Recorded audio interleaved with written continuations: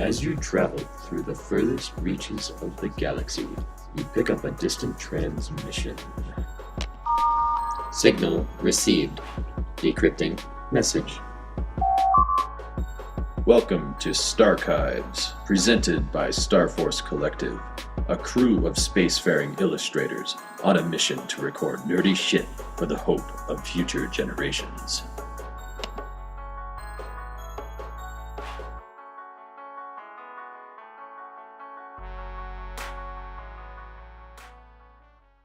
Hello, welcome back to STARCHIVES, your library, cosmic library of all things geeky and nerdy. As always, I am your commander speaking, Alex Rodway. On my left... Hello, my name is Hunaid. How's it going, Hunaid? It's been, we missed a week. What happened there? Well, we made plans. The Toronto Comic Arts Festival was taking place, so... Yes, now that I am recalling, I sent you on an away mission to go there and collect intel. How did that go? Pretty well. It was an exciting show. It always is. You should come next year. I will try to do that. Right. Unfortunately, I was working probably the nights that it was happening, but I will make an effort to make it out next year. Cool, man. Working on a ship is a full-time job, and I don't get any breaks, so that's all good. Well, maybe next year we'll be there as vendors as well. Oh, that'd be good. Yeah, we can definitely look into that. Sweet, man. Anyway, so today's topic is anime. Now, we've spoken on cartoons before, and we had a list of runner-ups and various shows that we wanted to touch upon in future episodes, because, cartoons and anime are very broad topics and involve a lot of different shows. So we're actually going to be touching on two today. Do you want to introduce those for us, man? Yeah, so... They both sort of fall into the same vein of genre, and they came out at exactly the same time initially. And so the two shows we're talking about are TRIGUN and COWBOY BEBOP. Both of them are sort of Western influenced space operas of sorts. Yeah. Now, the main reason that we wanted to tackle both of these at the same time is that, as you said, they were both released at the same time, which is interesting because in a lot of ways they're very similar, kind of more on the surface, but if you go deeper, they've got a lot of differences, despite the similarities that they do share. Well, one is more of a noir style, and the other one is definitely a little bit more sci-fi. Yes. Sort of the themes that it deals with and its presentation. Although, because I know you're talking noir for COWBOY Bebop, you could almost argue that COWBOY Bebop looks more sci-fi than TRIGUN, for a little while anyway. For about the first half of the season of TRIGUN, everything it's pretty westerny. Like, there's some weird stuff. Like, there's characters that look outlandishly large or just grotesque and have like metal arms and appendages and whatnot. Yeah. And for a while you're like, all right, just suspend your disbelief. It's anime and it's fun. COWBOY Bebop, like right from the get-go, you are in space, and it reminds me a lot of Alien in the tone that they treat the sci-fi, where it's kind of a dystopian future but not an apocalyptic one. It's just kind of, it feels real. Like it feels like what Toronto could look like, right? Like 500 years from now, or however. It's a little bit more long. grounded in reality as we in our own reality, and they mention a lot of locations are within our solar system, whereas Trigun happens on a unknown planet. Well, it's a planet called Gunsmoke, which exactly. is a reference to a Western show. And there's a lot of these little references in both shows. You look at the episode titles on COWBOY Bebop, they're all music inspired, a lot of blues and jazz. Yeah. And that's immediately apparent once you start the show because of the amazing theme song, Tank. One of the greatest theme songs ever made. And if we can touch briefly on the theme songs between these two shows, they're very similar in that there's almost no dialogue in them. In Trigun, there's I think you get oh, and then a guitar riff. Yeah. And then there's a brief kind of spoken intro for COWBOY Bebop, and then it's just all instrumental. And the two respective theme songs very much lay down the tone that their shows take. Like Cowboy Bebop is really smooth and cool and jazzy, and it's like, oh, it's high energy and kind of frenetic, and it gets you pumped for the show. Same with Trigun, but it's more kind of rock and roll, kind of a little more gritty, a little more chaotic and outlandish. It's got like hints of sort of like some electronica feel to it too. Like there's like intercutting of like effects that you wouldn't get without like a synthesizer. So it's very like, it's like future rock, whereas Cowboy Bebop is like a very specific era style of music. Yeah, well, it's very classy jazz and blues inspired. One thing I'm going to touch on is the animation for the two shows, because neither show has bad animation at all. I think Trigun looks a little more dated than I think Cowboy Bebop does. It's a little bit, yeah, it looks rougher. It looks like it was made in the 90s. Yeah. Where Cowboy Bebop looks timeless. It's very sharp. Like, yeah. I was watching some footage for it recently, and yeah, it looks clean. Like, it looks like any contemporary anime that's come out in the past few years. It's actually astounding how good it is. I mean, I love Trigun, but you get some of the scenes where nothing moves except the character's mouth. Yeah, and that's fine. You do what you got to do. And not everybody is. What's his face? Oh, I'm gonna look like a total tool here. Yeah. The animator for the Studio Ghibli animations. Yeah. Hayao Miyazaki. Jeez. Yeah. But then again, Miyazaki doesn't work on TV. He works on films. That has a different budget. Considering the type of budget Cowboy Bebop, I imagine, had, being a produced for television, they really made the style work for them. I mean, some of the technological aspects of like the ships and stuff, they look fantastic. Now, an interesting thing about Trigun versus Bebop is that Bebop is already in space. Like, for a fact that, like, going into space is commonplace, essentially. Like, you can get on a taxi and go to a different planet. That's kind of how it works. Like, it's like going on a plane to a different country. Interplanetary travel is a part of everyone's regular lives. Yeah, and I really like the way they handle like the hyperspace, like the hyperspace thing. It looks like a cross between a freeway and an airport, because there's voices coming in. It's like, oh, ding dong, you're here at your next stop. It's like kind of a space subway. Well, they build like a bridge between the two locations, right? So very much like a physical connection from one point to another. Yeah. Whereas a lot of other shows like Star Wars or Star Trek deal with sort of jumping from one spot to another, or accelerating very quickly through the space itself. Yeah. And it's an interesting bit of world building without actually explaining how it works. Like, it's just the characters know how to use it because they've been doing it a long time. And it's like taking the 407 highway. Yeah. You probably pay a toll and then you get to where you're going a little faster. It really doesn't matter what the science behind it is. The more you get bogged down in like the technical aspects of hyperspace travel, it's time better spent telling the story, and they do that. They do it telling you what the character's up to. Yeah. In both shows, they deal with bounty hunting. In Bebop's case, the characters are the bounty hunters, and in Trigun's case, we're after the wanted man, Vash the Stampede. So there's an interesting dichotomy there. But in both cases, the characters are, even though they're very powerful and very good at what they do, in both shows, they're kind of down on their luck. Like, they don't have a lot of money to go around, not a lot of food. Well, they play up that they're not as capable as they are. Yes, that is definitely a running theme, particularly with Vash the Stampede. Now, we're not going to go into spoilers quite yet. We'll probably wait until maybe the 20-minute mark to do that. We're just going to go over kind of the general feel of the shows and why we like them. And a big reason why I like Bebop is because there's so much storytelling below the surface, right, that you might not even pick up on your first watch. But when you go back and after you've seen the whole thing and you really take it in, like, there's a lot of layers to it that you don't realize are there until a second viewing. And I think that's kind of what sets it apart from other anime and other cartoons. where you can watch SpongeBob, you can watch a season of SpongeBob. You don't really have to go back to it.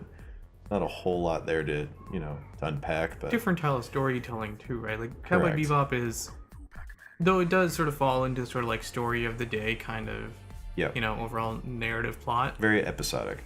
They do bring back, they'll pull the reins back and bring you back to the main storyline. And Trigun does the same sort of thing. Yep. Where they have the episodes are sort of, you'll have a new baddie of the day, but it all sort of links through together to the end of the story. Yeah. And that's what a smart show can do, is they can take all these disparate elements that they kind of start off with. They're kind of throwing stuff at the wall, see what sticks. But it also feels like the creators had an idea in mind of where the show was going to go, like what they were thinking about doing with it. Well, one of the strongest storytelling aspects that I've learned is that when you tell a story, you want to sort of jump away from the main story, right, and bring it back. Yeah. But the sort of the smaller story has to relate to the main story in one way or another. Like it has to echo the pattern, and it strengthens your main story line. Yes. So every time they fight a baddie, it comes back to the main storyline, which is they're after someone specific, and this person has traits of that sort of final person that Right. they're hunting for. And also, each of these kind of side episodes should reveal something about the characters. Like, it doesn't matter how inconsequential. But the first, I think it's the first 5 episodes of Trigun, Vash does not fire his gun once. And you're kind of like, why isn't he doing it? And you get the impression that Vash is like this weird buffoon, which is very weird because you watch the theme song and he looks like a badass and he looks like this cool dude, and then he's like this goofy nutcase who like is always getting shot at and like is always like cracking wise and never seems to really know quite what's going on. It is funny that he doesn't fire his own gun, but he definitely like assists other people in firing theirs. Yeah. In the first episode, there's we'll get into spoilers. We'll get to that later, but Sure. Well, I mean, he fires a children's like a toy one gun, of those rubber dart guns, and suction cup darts, yeah. and even with something as inconsequential as that, he fires, I think, like 8 or 9 darts at some bad guys. They're all over their faces, right? And you're like, okay, that's kind of goofy. But then the bad guys make the realization for you that he's actually that fast, and had he, a real gun in his hand, they'd all be dead. Yeah. But anyway, that informs some unknown things about Vash's character. And let's compare Vash to the main protagonist of Bebop, which is Spike Spiegel. Very, very Bruce Lee inspired character. He's also Jewish. Implied by his last name. Implied by Spiegel, his yeah. last name and his hair too. Like he looks a lot like Danny Sexbang. I think they do at some point reference that he doesn't celebrate Christmas or something, but I might be wrong. Yeah.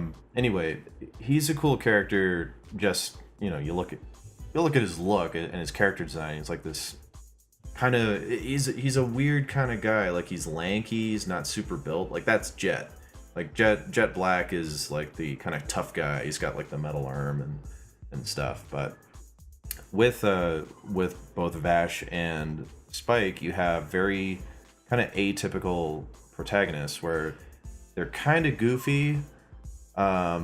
Spike's a little more grounded on the surface than Vash is, but they're both kind of like, They're very unassuming, kind of self-interested guys who don't really like to get involved with things, and yet trouble follows them wherever they go. A lot of collateral damage environmental damage anyway, Yeah. not necessarily human death. But I remember the very first episode of Bebop. It's an excellent pilot, but it's the episode with I don't think it's really spoilers. It's the first episode. It doesn't reveal anything too crazy. But the basic plot of that episode is Spike goes after a bad guy because he's a bounty hunter. And when he has a confrontation with said bad guy, the first fight that they have is really, really cool because, you know, Spike's in disguise, but he's wearing like this enormous poncho and a sombrero. And the guy obviously doesn't recognize him because I don't think he's ever seen him before, or he may have seen him in passing. But then in the fight that ensues, it reveals a lot about Spike's character and his philosophy when it comes to fighting. Like, he's very much into, you know, the best defense is not to be there. Like, there's a lot of dancing around, and like the music during that fight scene is great too, because it kicks up into like a jazzy kind of beat. Well, it plays into the music itself, right? The aspect that the shows are so tightly linked. Yeah. Or Bebop specifically is so tightly linked to the music that it's, you know, is keyed in behind the actual animation, the title score, even the names of the titles themselves, like the episodic titles. Yeah. So it makes sense that, you know, aspect of dance and music are included within the show, and like and the philosophies behind Spike Spiegel and his methodology for fighting. There's a great episode of Bebop where Spike is teaching kind of a guy who got mixed up in the wrong crowd. He's teaching him how to fight, and this is a great episode because it's kind of like watching Obi-Wan teach Luke how to use a lightsaber, where you're learning about his methods, and it's revealing little things about his character. And he actually references Bruce Lee directly, where he's like, actually I don't remember if he literally does in the show, but it's a direct reference to him. I think it is. It's you want to be water. Yes, you want to be water, and you know, because water can flow, but it can also crash. I think that's essentially what the quote is, that they sort of paraphrase. They pull almost directly from Bruce Lee's teachings, and I mean, it's really great. Like, that type of thing, like that type of way to inform like fight scenes and stuff. So it's not just, you know, Power Rangers, they have to fight the bad guy now. You know, there's a reason that he fights, and there's a reason for how he does it, and it just makes it more interesting. With Vash, there's a little less of that, but it's more about why he chooses not to fight, because and now we're starting to delve into spoiler territory. All right, so let's hit the spoiler alarm, because we're gonna start covering content. Spoiler warning for Trigun and Cowboy Bebop. We'll try not to do too much in terms of plot, but we are going to reveal some stuff about character and whatnot. Yeah, we'll try to keep to like the first halves of the seasons themselves, because in a lot of cases with anime, the second half does contain a lot of the actual bulk of the show itself. Yes, and also before we go on, if you haven't, we highly recommend both of these shows. They're readily available on DVD and Blu-ray. I mean, you can find them online streaming, I imagine. Yeah. I know Trigun used to be on Netflix. I don't think it is anymore. It might be on the American version. So, I mean, if you can get that, go for it. Anyway. There's services like Crunchyroll that might have it as well, which is specifically anime. It's like Netflix. But they should be considered required viewing for any anime fan. They're quintessential. So, that aside, spoilers for Trigun and Cowboy Bebop. Let's go. So, let's talk about the philosophies between the two. Because we sort of talked about it a little bit, and Vash is sort of an interesting one, because he abhors violence. He can't stand the sight of blood. It makes him weak. Like, this is the hero of our show. And he's a hero who carries probably the biggest handgun you'll ever see, and like, it's such a cool gun too. Like I mean, they make a point of referencing it a lot in the theme song. So you're like, there's something about this gun that's important. Yeah. And eventually you do find out that there's a very, very good reason that he has it. But just for the philosophy behind his character and abhorring violence, and he cannot take a life. Like, it's almost physically impossible for him. Well, he takes injuries himself over permanently hurting other people. Like, even if they're the villain, like, he goes out of his way to make sure that this is right from episode 1 too. Yeah. Like, There's a bounty hunter, or no, sorry, a villain who gets mistaken for Vash, which is really funny because he looks nothing like him. Well, but the description fits him. Yeah, like the premise is the whole premise of the first episode is, you're not even sure that Vash the Stampede is like the guy with the yellow glasses. Exactly, because there's three guys that show up. He's got spiky hair, a red coat, short legs, and he's really tall. Yeah. And that's it. That's all they're working with. So, Vash, if you know the show and you've seen pictures or the theme song, he's a tall, lanky dude wearing a duster red trench coat with, spiky blonde hair. And yellow tinted glasses. Yellow tinted glasses. Those awesome glasses. And the guy that he gets mistaken for, is this enormous fat dude with like a mohawk and a metal arm and a giant boomerang sword. Yeah, it's crazy. But if you didn't know what he looked like before, he fits the description. Yeah. So there's already, you already get the humor in the show that pervades the entire season of it. Well, all the characters are mistaking him for someone he's not. Right? The two other lead characters, or I guess. Meryl and Millie. Yeah. Meryl Strife and Millie Thompson. Of the Bernadelli Insurance Company. And they're tasked on following him around because they need to verify insurance claims against his, the fact that he is called the Human Typhoon. Yeah. They mistake, they bump into him. They completely don't believe that the character is Vash, and they assume that the huge metal guy is Vash instead. Yeah, and so does another bounty hunter. Another bounty hunter shows up, and he mistakes the big guy. But then at the same time, they all get confused and then start considering each other to be Vash. Yep. While Vash is eating donuts and, laughing his head off. But back to the point of he hates seeing anyone get hurt. Yeah. There's a part where the head honcho almost kills one of his men and injures him, and Vash puts himself in harm's way to get the guys to safety. And if you're new to the show and this is the first kind of time you've been watching it, you're being like, why the hell is he even bothering? Like why would he even do that? It's only later down the line when you're watching the show that, like, okay, of course, there's no way he could have let the guy die. Yeah. Now, should we go into why specifically? Or do you want to avoid plot spoilers as much as possible? Oh, man. Because it's a good reason. I guess we can beat around the bush a little bit and just be kind of vague. Essentially, someone incredibly important in Vash's past when he was a child was killed violently. Yeah.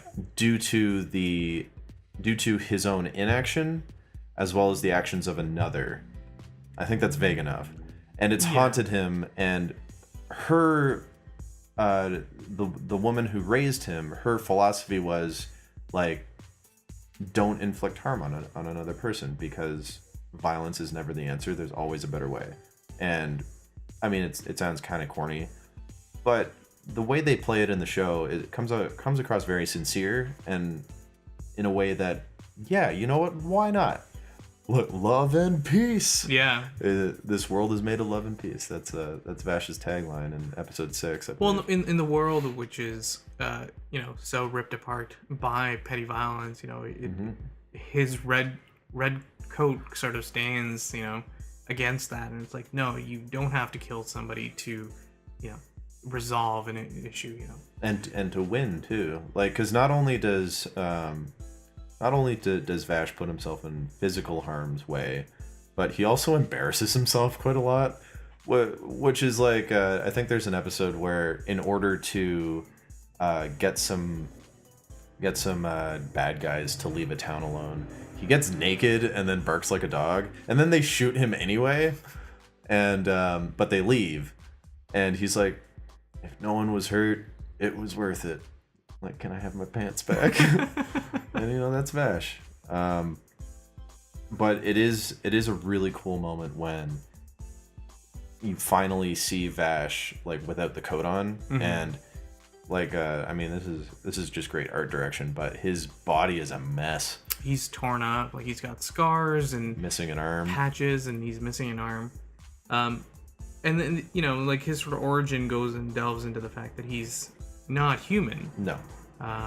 He is a different kind of organism Altogether. Yeah. And essentially, it gives him longevity, long life. But it also grants him healing powers. But as his adversary says, or one of his adversaries says in a later episode, you won't even allow yourself to heal because, like, he says, like, you're too weak to even consider healing yourself. When really he keeps the scars as a reminder that there's always a way, but there's always a price. Yeah. And that in order to keep the peace, someone's gonna get hurt, but it may as well be Vash. In his own mind, he's a martyr. But he's the best kind of martyr because he never asks for anything in return except maybe pancakes. Or donuts. Or donuts. Anything, any baked good he's cool with. But his constant strive is to, you know, keep people from hurting each other. And that's an interesting, you know, that's an interesting way to have a character. Well, one of the great characters that shows up, Nicholas D. Wolfwood. Yes. He's essentially he's a gun priest, aka Chapel. Yeah. Chapel the White. I don't remember. Okay. Chapel the White Man. But he shows up, and his personality is totally different. Like, he's a man of the cloth, but he feels that you can't get what you want just by following, or you know, you can't resolve a problem without breaking a few eggs. Right. So he's a diametric opposition of Vash, where though they're both good guys, Nicholas, even though he's a man of God, he's willing to put a bullet in another man to stop a problem from continuing and getting worse. It is an interesting way to write your characters because you've got the pacifist gunslinger who is the greatest gunslinger on the planet, could easily kill anybody. Yeah. I mean, he kills a giant, or not kills, but disables a giant man cyborg thing. Disarms him. with nothing but 6 bullets, and actually that's probably one of my favorite episodes of Trigun is Hard Puncher, I think. Hard Punch, yeah. Yeah, that's when you first see Vash fire his gun off, and it's great. And that's where everyone gets the realization that this is the man of legend himself. Yeah. It's not. He is Vash the Stampede. And he's still goofy as hell afterwards, and it's really, really funny. Well, it doesn't change, you know, who he is. No. He's a bit of a clown, you know. He deflects issues with humor. Yeah. Well, it's a major defense mechanism because he's actually incredibly depressed all the time, and like he hates himself, and he blames himself for a lot everything problems, essentially. Yeah. There's one spoiler we will say is Vash is, I believe, is like 120 years old when you meet him. I think that's around the age that he is. I read that in the wiki. Older, I think. Older? Okay. He from what I recall. Maybe it was just 120 years between when he went to certain towns. Like he left a town and then came back 100 years later or something. Yeah, it's the time frame is sort of like skewed a little bit. It doesn't make a lot of sense because they do a lot of jumps in the prologue episode, which gives you a backstory of the character. There's times where, you know, they'll jump ahead X amount of years. Right. But I think one of the better episodes to sort of get a grip of the fact that he doesn't change is he goes to a town which has a power plant, and the power plant isn't working, which means the town is basically dissolving away into the sand. Yeah. And the engineer who comes to repair it was a little girl and was part of a disaster which was partially blamed, or pretty much just blamed, on Vash, and that's where he got the title, the Humanoid Typhoon. Yes. And when she sees his face, and, you know, they do the whole juxtaposition of same stand, same scene, same cuts. Except she's like 30 years older now. She's much older, and he's exactly the same. He hasn't changed at all. Yeah. Cool. Actually, that makes me think of a comparison to Bebop, because we haven't talked about Bebop in a little bit, and that's the idea of time and almost time travel, sort of. A spoiler about Faye Valentine. She's a really interesting character. because much like all of the characters in the show, where they appear to be one thing on the surface, but they're actually much deeper and more well-rounded than they seem. Faye Valentine, when you first meet her, she's like, oh, she's the hot girl of the group. Like, you know, she's the quote-unquote seductress. When it turns out she's actually really bad at it, and she lands herself in a lot of trouble that Spike and Jet have to help her out of.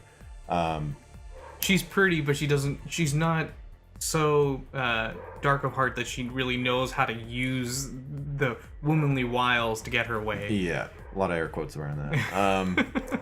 But there's a really touching episode where you find out why she kind of is the way she is, and that's because when she was young, it's been a while since I watched it, but some sort of event happens. I believe she gets cryogenically frozen or something. Yeah, she had a completely different life from the past, and I believe she was from a very affluent family. Yeah. But she loses it all because she gets sort of thrown into the future. Yeah, kind of like Fry in Futurama. But it's not the far future. It's only, I think, 60 or 70 years, because in that same episode, she goes back to where, you know, her old neighborhood and stuff. And she actually meets up, kind of a Captain America kind of thing. She meets up with some of her friends, and they're all old women. Mm-hmm. And it's pretty crazy, because those kinds of episodes will make you feel weird, like in your kind of stomach area, because it's like a weird familiarity feeling. It's nostalgia mixed with like this weird kind of regret, and also like a longing for the past that she can no longer get back to. Yeah. And also you like the character she is now, but now you understand so much more about her. Like it's this weird revelatory feeling. Well, it's a trade-off, right? Even in everyday life, it's like you make decisions or certain occurrences happen. Yeah. And if you could go back on them, you know, your life might be completely different. But the path that you chose is the path that you walk, and this is very much the crux of, I feel, of Cowboy Bebop. It's what path do you choose to take, mm-hmm. and how committed you are to that path. Like, you know, Spike has his mentality, Jet has his own. You know, he was an ex-cop. Yep. So they behave in accordance to what their moral guides are. One of the greatest episodes of that show is it's a kind of prologue back in time episode of how Jet lost his arm and his leg, and like the whole show feels a little noir-y, but that episode in particular is like ultra noir, like right down to the fact that Jet is narrating it. And it's cut in black and white too. It's cut in black and white, and he's wearing like the trench coat and the fedora and stuff, and like the mob is after him and stuff, and it's super cool. I mean, what else can we say about these shows other than, you know, watch them? We're not doing them justice at all just by kind of telling you about these little things. We really can't go into too much more detail about it. We definitely don't want to ruin the experience, because these are very much, you know, beloved shows for a reason, and because, like we said, they came out the same year, the same month, days apart, yet, you know, stylistically they're different. They have completely separate feel. You get, you know, two really cool ends of the spectrum of an interpretation of a genre, and which is American westerns. Yeah, American sci-fi western. I think that's a good way to put it. If you had a spectrum, Trigun would be on one end, and then you'd have Cowboy Bebop on the other. And in the middle, there's I don't know what else you would put in there. Like I'm sure there's lesser animes that you could throw in the middle. Sort of have a similar feel. I don't know. Yeah. I don't think Gurren Lagann really fits in there. I kind of like, maybe like vaguely, like there's like it's like a triangle and it's sort of off somewhere else. Yeah, that's more of a mech kind of thing though. Like, but they do like, it's western-ish, but only because the entire planet is dust now. I mean, yeah, Gurren Lagann I think would be like, fuck your spectrum. We make our own spectrum. We are the spectrum. Gurren Lagann belongs on its own fucking chart. We'll talk about Gurren Lagann. Gurren Lagann and maybe Kill the Kills. Or... Yep, two Trigger shows that are both quite good. But I think this is probably a decent place to leave it. these two shows are worthy to be experienced, and I think that's the word that I want to use. Because you watch a show, you watch your How I Met Your Mothers or your Big Bang Theories or whatever, but there's shows like this where even, what is it, they're 99 they came out. Yeah, 98, 99. 98, 99. So almost 20 years later, after these shows came out, like they're still worth going back to. And much like the animated series of Batman, And because there's only one season for these shows specifically, there's 26 episodes each. It's not like they had, it wasn't years worth of seasons. Though there's OVAs and film in the case of Cowboy Bebop. But they kind of had to make their mark pretty quick, and then it's a very concise statement for both these shows. Yeah, and with both shows, they both have spin-off movies that go along with them. But you kind of feel once you finish the show, you're good.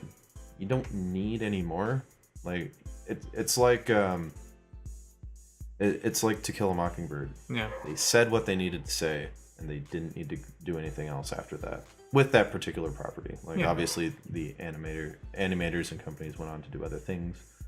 And though it's cool to sort of see, your favorite characters do more stuff, yeah, sometimes it's best to tell a story and close the book and put it down rather than making sequels and just diluting the experience down. It's not to say it can't work. I mean, you see good examples like Avatar, where Korra was a very strong sequel series, and we've talked about the books and stuff, and they're all great. But I think that's kind of the exception to the rule. It's a bit of an anomaly. I don't think going back to Trigun now would be a good idea. I don't think going back to Bebop now would be a good idea either. And I hope to God neither of these get like a live action adaptation, because I don't know if people realize this, but there are some things you just cannot do in real life that work in anime and in cartoons. And, you generally accept them because, it's a cartoon. Yeah. But as soon as you translate that stuff over to real life, it's almost like what is going on? Well, we're sort of facing some of those issues with the Ghost in the Shell movie that's going to be coming out at some point. Well, okay, let's take a brief moment then, because we didn't address this in a previous episode. The Asian characters getting whitewashed is kind of it's growing as an issue. Growing, I mean, it's always been there, but I mean growing in the public eye, because you have Tilda Swinton playing an Asian character in Doctor Strange coming up. Yeah, as the ancient one. Which, it's strange that we have to have a caveat for that. I'm sure she'll be fine because Tilda Swinton is an excellent actor, but would it have been so weird to get an Asian actor in that role? To play an Asian character? Would that have been strange? Doctor Strange? There's a shortage, right? And that's the problem, right? And then Scarlett Johansson cast Fuck as that, man. Motoko. No, I'm not cool with that. Like that, Scarlett Johansson, I'm fine with. She's a decent actor. Fine. She's good she's good as Black Widow. I like her in the Avengers, whatever. But it's like, pick somebody else. What about the actress who plays Makomori in Pacific Rim? Yeah. I could see her in Ghost in the Shell. Fuck yeah, like, do that. You don't have to fucking put a white person in all these fucking roles, man. Like, Speaking of which, the Assassin's Creed movie with Michael Fassbender as Altair, I guess, or I don't know whether they've revealed that he's Altair or not. I don't know specifically if he's going to be a character from the games, but they're setting it in Spain during the Spanish Inquisition. During the Spanish Crusade, yeah. I believe. At first I was like, is he going to be like Ezio maybe? Or I don't know. Yeah, it's kind of weird. And that's something that I feel like I saw the trailer for it and I'm like, oh great, another movie where possibly a character of a different ethnicity is being played by an Irish German actor. He's great, like he's an excellent actor. But it's like, you know, you go back to Prince of Persia with Jake Gyllenhaal. Why? Why couldn't you get a Persian actor to play the Prince of Persia? Gods of Egypt and Exodus, same thing.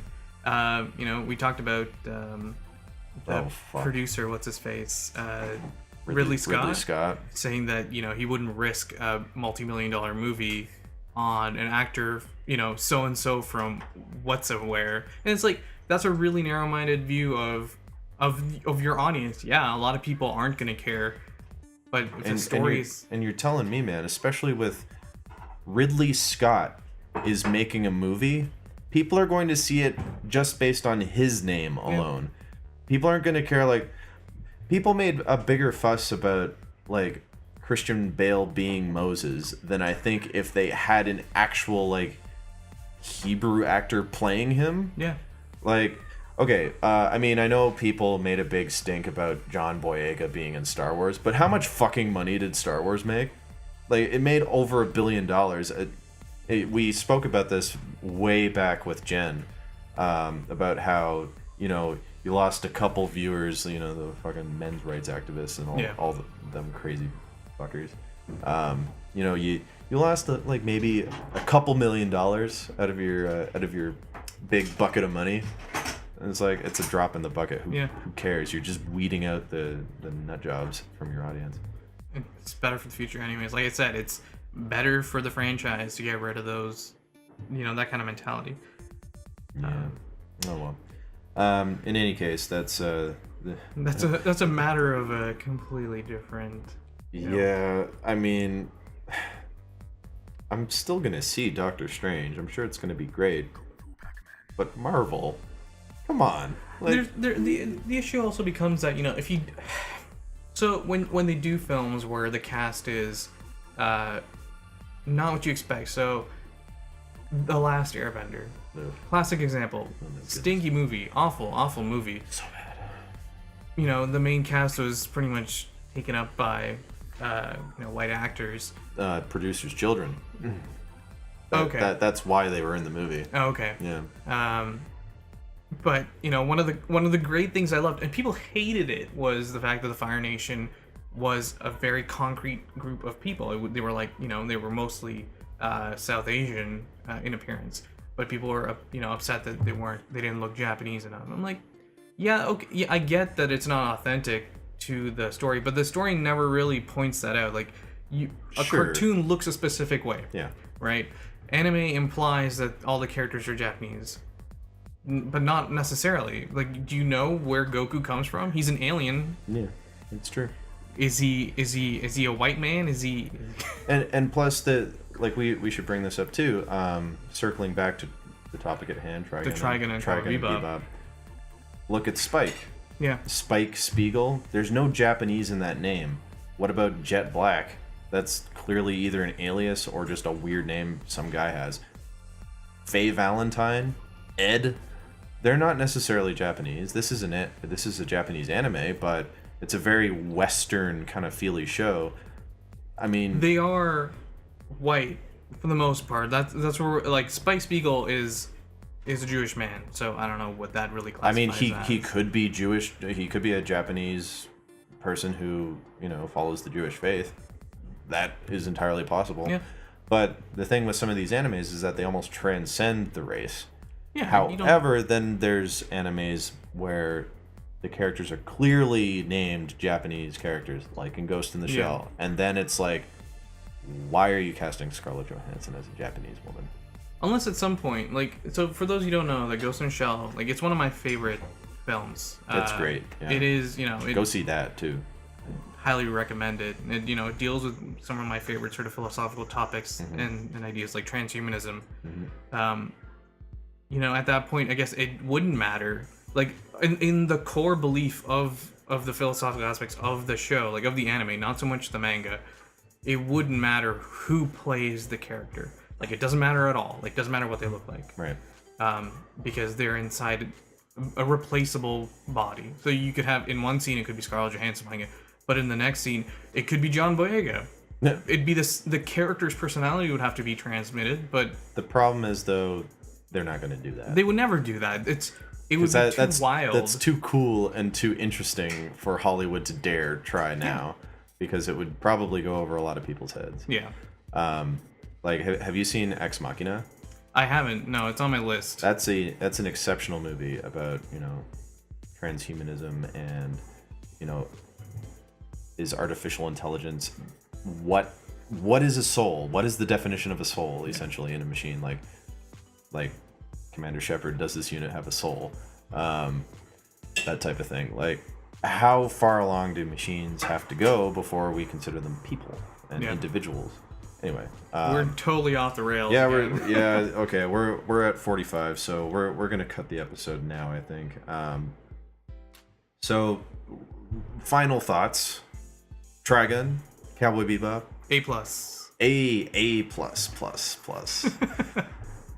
Fucking $100 billion double dollars for both of them. They're both amazing. Give them gold stars each. They're classics in their own right, and they deserve a watch. They transcend the genres in which they plant their roots, and they also transcend the medium in which they are made. Even if you don't like anime, these you'll are definitely shows like it that anyway. might break you into, the different types of anime that are out there. Yep. Cowboy Bebop is almost always hailed as the breakthrough show that Yes. will pull people into watching more. And for me, it was Trigun, so it's ice cream of different flavors, but you definitely want both in your bowl. I like that. We're getting hungry. Let's go out for ice cream. Yeah. God. Awesome. All right, guys. Well, that was another episode of STARCHIVES. We'll see you on the next one. See ya, Space Cowboy.